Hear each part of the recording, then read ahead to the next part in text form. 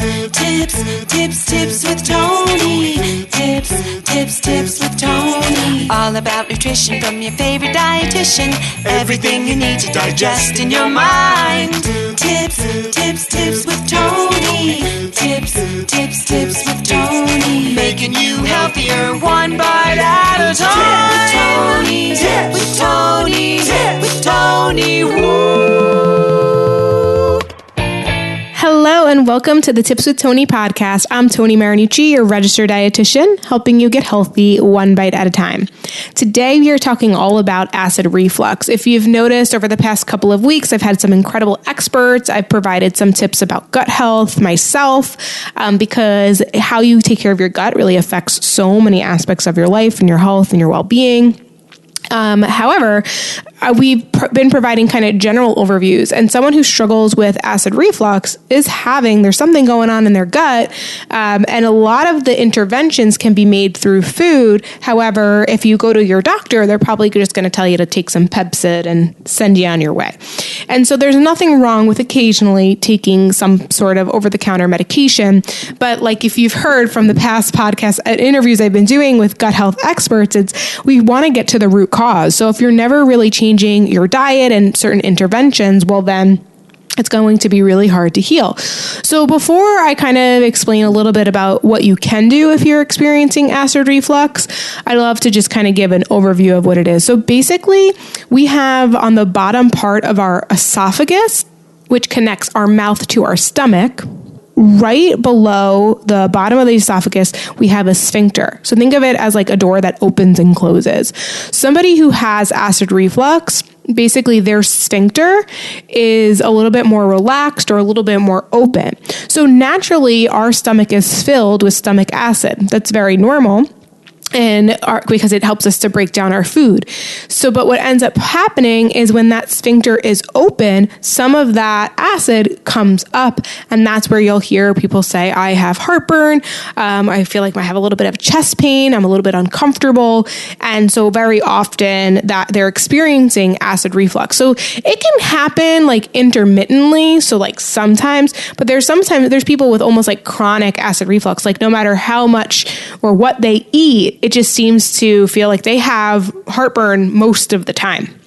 And what we're going to talk about today are the things that will probably aggravate it and make it worse, and tips for you to kind of help manage it. So there's nothing wrong with taking an over-the-counter medication or even something that's been prescribed by your doctor. But I think it's important to note that you should try to incorporate lifestyle factors first or in addition to. But I definitely think that, like anything, I think there's a time and place for medication, and it can be, very helpful because when that happens actually over a long period of time, so if you have acid reflux and it's not being managed, then that is actually, it can lead to like esophageal cancers, esophageal ulcers, like there's so many other further complications. So we know like nobody just wakes up overnight and has full-blown diabetes, right? You're usually kind of warned. You have pre-diabetes first, and if you don't incorporate lifestyle factors or interventions, then you may produce diabetes, right? So it's very similar with acid reflux. No one just like wakes up and, unfortunately gets that diagnosis of esophageal cancer. There's usually a progression, right? So I think it's important. I never want to get on here and scare people. You guys know that's like the last thing that I want to do, but I do want to empower you, and I do want to teach you, and I do want to provide some resources for you, because I don't know about you, but I'm 32 right now, and I feel like after the age of 30, that's when I started kind of experiencing it occasionally. I would have friends that would complain about it a little bit more. Definitely my the client attraction, the people that we would bring on, those who are over the age of 30 often would struggle with acid reflux. So it was obviously something too, as a registered dietitian, we're trained on helping people, help and heal through dietary and lifestyle modifications. And it was actually something that when I was in college, I found pretty fascinating. Because I think that the misconception is like, oh, I have spicy food and that's what causes heartburn.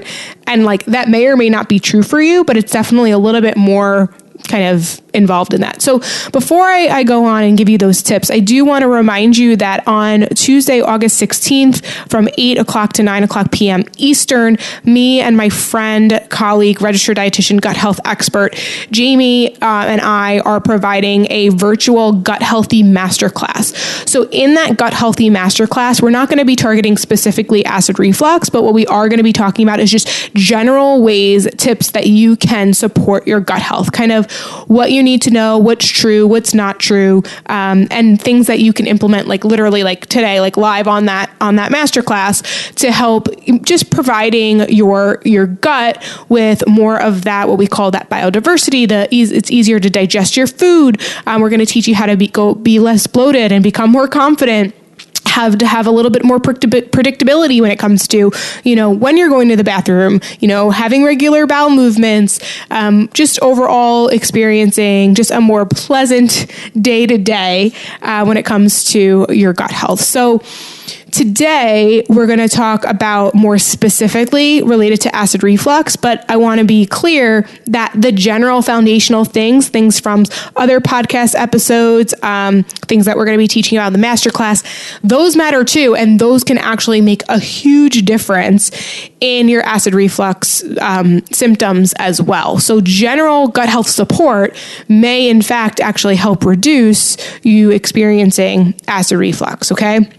However, if it's not, or if you need extra tips, or you're trying to incorporate that and you also want to incorporate these tips, then, keep listening.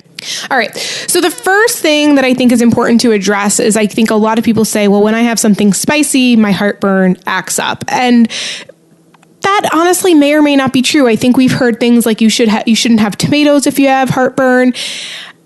That really becomes like a very individualized case, because it's not so much the acidity of the food that causes the acid reflux. It's more so that there are certain foods or drinks or even like components to foods that relax that lower part of the esophagus. So that esophageal sphincter, it becomes relaxed. So it's not so much that this food is more acidic and therefore it's causing heartburn. It's more so this food or beverage or part of the component of the food or beverage is relaxing my sphincter, and that's why I'm feeling the acid come up, okay?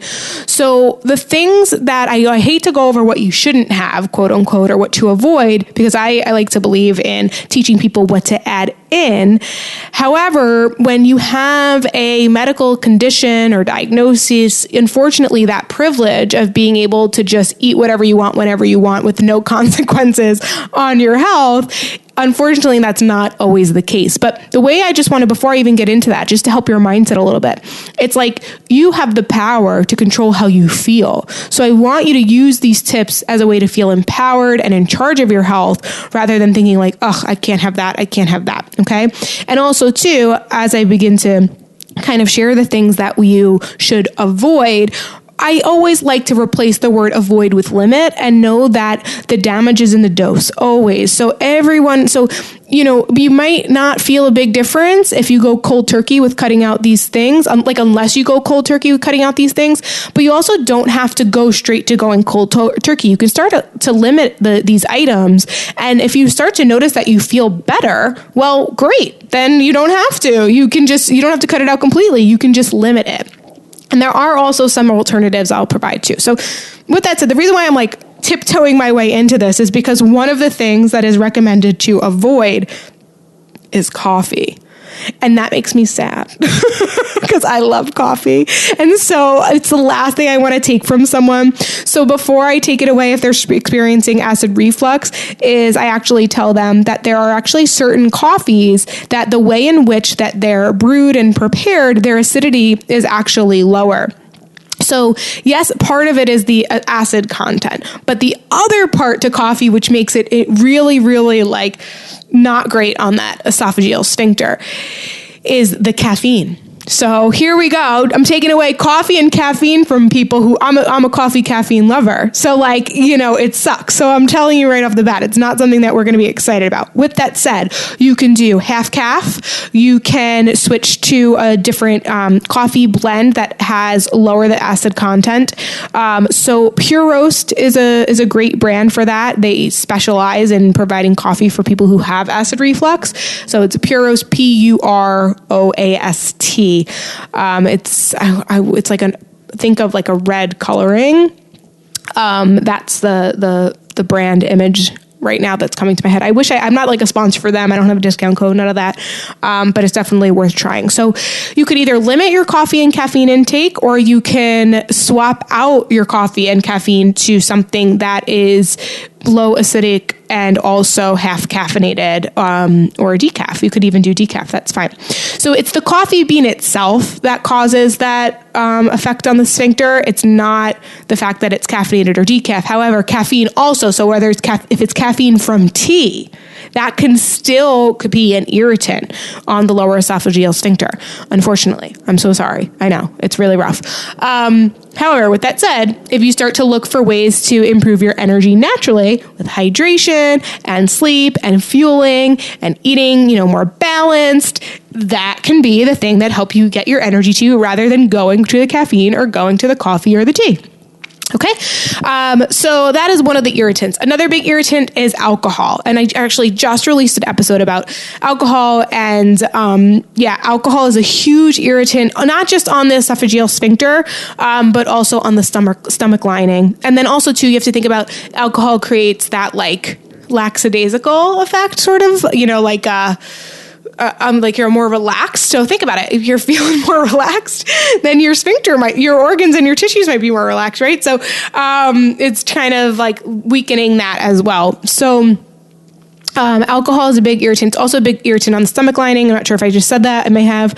But so definitely you don't have to cut it out completely, but you definitely want to limit it. Definitely though, if you're so guys, these are proactive tips, but also in the moment, if you're experiencing heartburn, then I don't think it's a good idea to pick up a drink, right? If maybe you're at an event or something and it's coming on, you want to be proactive and you want to take some sort of medication. Like I said, there's a time and place for it, but you really don't want to be dependent on that, because that actually disrupts your gut microbiome and kind of all the things that we're going to be teaching in the master class. You're going to be taking, too much of those supplements can really destroy that balance in the gut. So it's important that you're not doing that. Other irritants, like I said, it could be food, it could be beverage, it could be just components. If you're taking lots of aspirin, that can eventually affect the stomach lining, and that can make it more, there'd be more irritants there. Peppermint, believe it or not, helps to weaken the lower part of the esophageal sphincter. So if you chew a lot of peppermint gum, that could be bothering you. So just switch to a different type of gum. If you normally drink peppermint tea, just switch out your tea. So just be mindful that you're not having a lot of peppermint. So we said coffee, we said caffeine, we said peppermint, alcohol, and then smoking. Smoking is also a really big irritant as well. So definitely just working on limiting those things, you'll probably start to feel a lot better. Okay. Now, let's talk about kind of other things that are not so much food or beverage or food or beverage related, but more so lifestyle factors. So think about it. If you have a lot to digest at once and your stomach is really full, then obviously what comes up, it's going to hit that part of the lower, it's going to be in the stomach. It's going to be, if it's closer to the top. So if you're filling up your stomach and you're filling it up too much and you're eating a lot at one time and you haven't fully digested it, well, then obviously it's going to come up more. So one of the tips is actually to kind of eat smaller meals, or just to not eat too much at one time. So this might be counterproductive or counterintuitive depending on what other gut health issues you're working on. So you'll learn more about that in the Gut Healthy Masterclass, is that, there's general things, but there's also what comes down to individuality. So Some things you might notice might be counterproductive or counterintuitive, but this is something that will probably help if you're experiencing acid reflux. So you'll learn, I'll kind of give you a sneak peek already to kind of what we're going to be teaching about in the Gut Health Masterclass. And if you've heard my podcast before, to reduce bloating and to really help with digestion, we actually want to minimize the snacking because you're constantly stimulating your gut and it's not ever able to kind of rest and digest. So that doesn't mean no snacking. It just means that, making sure you're eating those 3 balanced meals. But if you're someone who you have acid reflux and maybe those 3 balanced meals, it's like too much food at once, you might be better off splitting that up into 4 meals or 5 meals, but still making sure that they're balanced so that way you stay full throughout the day. You don't have to feel like you keep feeding your stomach and it therefore it kind of never really gets that chance to rest and digest. Okay. So eating smaller frequent meals is a tip for those who have acid reflux, more so just because you don't want to get to that point where you're starving and then you're overeating and then your belly gets too full. But that also might be counterproductive depending on your other things that you're working on. So with that said, I'm sorry guys, I know nutrition can be really confusing. This is why we really believe, any nutrition expert you talk to is going to tell you that individualized care is the best care. It's the fastest way to help you get to your goals. It's going to really help you understand what you need to do specifically. But on a podcast platform, even with the masterclass that we're going to host, we can only really provide general tips without knowing the whole thing. So when it comes to acid reflux, smaller frequent meals, this is where, very often you'll hear me say, if I'm hungry at 9:00 at night and I didn't get a chance to eat dinner, or whether I did eat dinner, but I didn't eat enough during the day, I'm still going to eat because to me, it doesn't really affect me. I can still fall asleep. If anything, sometimes I fall asleep better when I ate enough that day.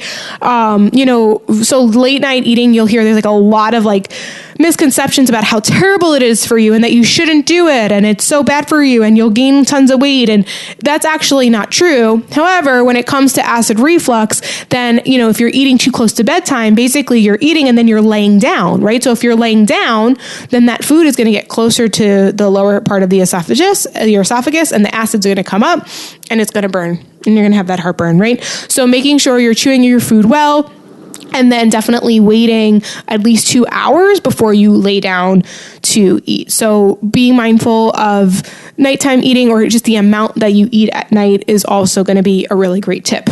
And lastly, a very practical thing is just don't wear super, super tight clothes. If it's really, really tight, it's going to move things around and it's not going to be comfortable. You're already uncomfortable. So wearing kind of looser fitted clothes will definitely help with that as well. So those are your tips if you have acid reflux. If you want more specific guidance or if you need help applying these to your lifestyle, then you might be a good fit for the 6 months of Food Freedom program because I'll set you up with a dietitian where you can work with them one-on-one.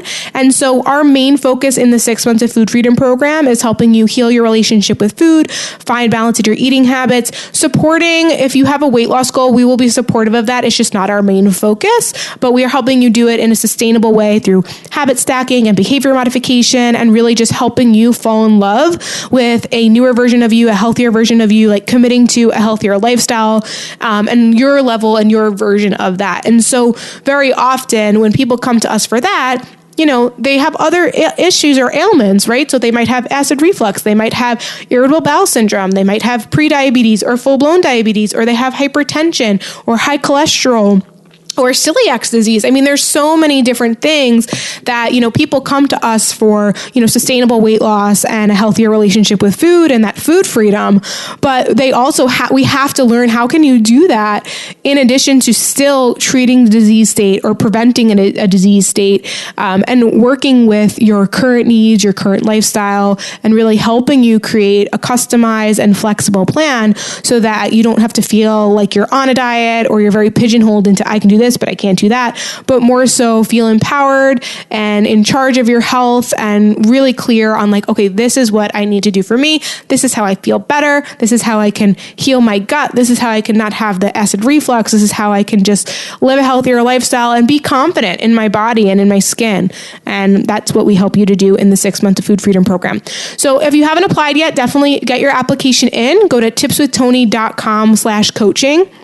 You watch the video about the program, fill out that application. Once I receive your application, I'll reach out to you and we'll schedule a call to make sure that you're a good fit, and then also to kind of assess which dietitian I think you'd be best suited with.